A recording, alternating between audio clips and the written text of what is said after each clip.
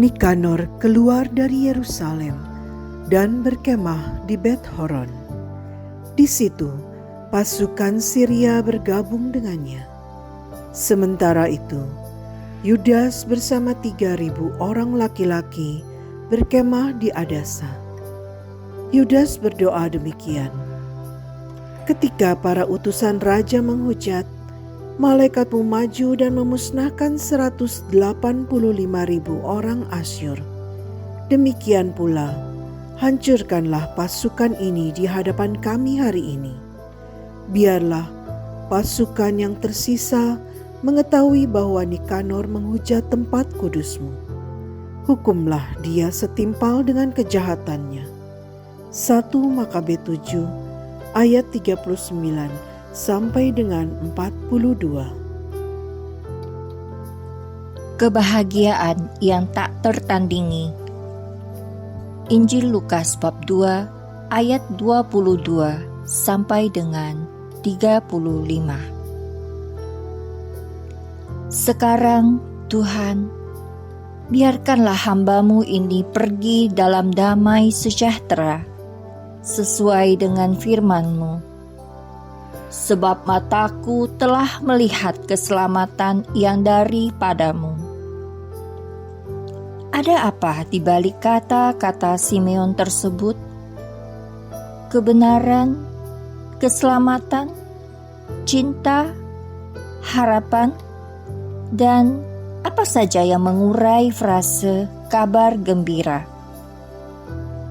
Tapi bagiku, yang paling telak menancap di hatiku, di balik kata-kata itu, ada suatu kebahagiaan yang tiada taranya.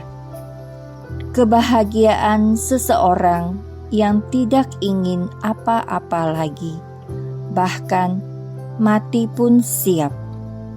Dan itu hanya terjadi ketika ada perjumpaan dengan Yesus. Bagaimana dengan Anda? Oh Yesus, hanya melalui dan bersamamu, aku akan memperoleh kebahagiaan yang tak tertandingi.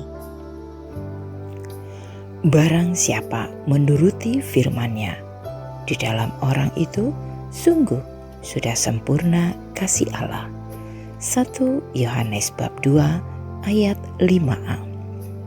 Menuruti firman-Nya, terlebih setelah Sang Firman menjelma menjadi manusia, yaitu Tuhan Yesus, dapat diartikan sebagai mengikuti cara hidup Kristus.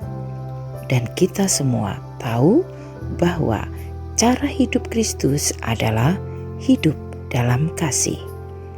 Maka hukum yang terutama pun hukum kasih, yaitu mengasihi Allah dengan segenap akal budi, jiwa, dan tenaga, serta mengasihi sesama dan seluruh ciptaan seperti mengasihi diri sendiri.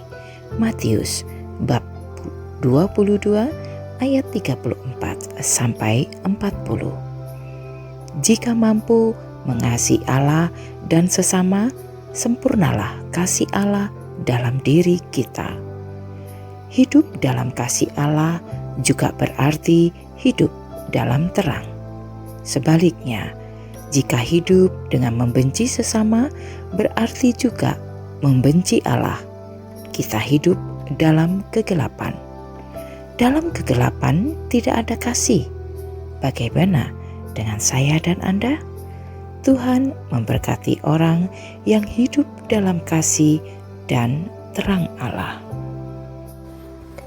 Unrivaled happiness. Luke chapter 1 verse 22 to 35. Lord, now let your servant go in peace. Your word has been fulfilled. My own eyes have seen the salvation which you prepared in the sight of every people. What's behind Simeon's words? Truth, salvation, love, hope, and anything else that deciphers the praise good news.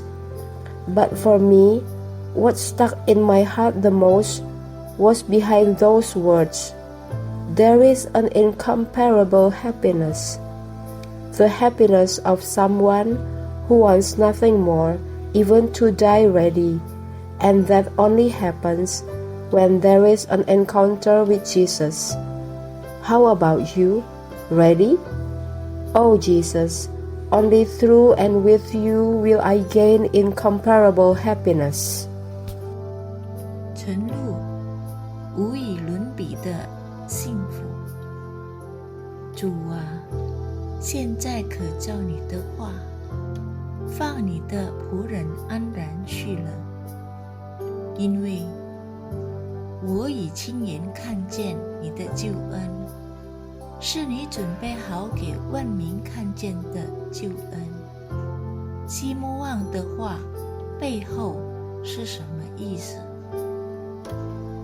真理、救赎、爱、希望以及任何其他能解释好消息这个词的东西。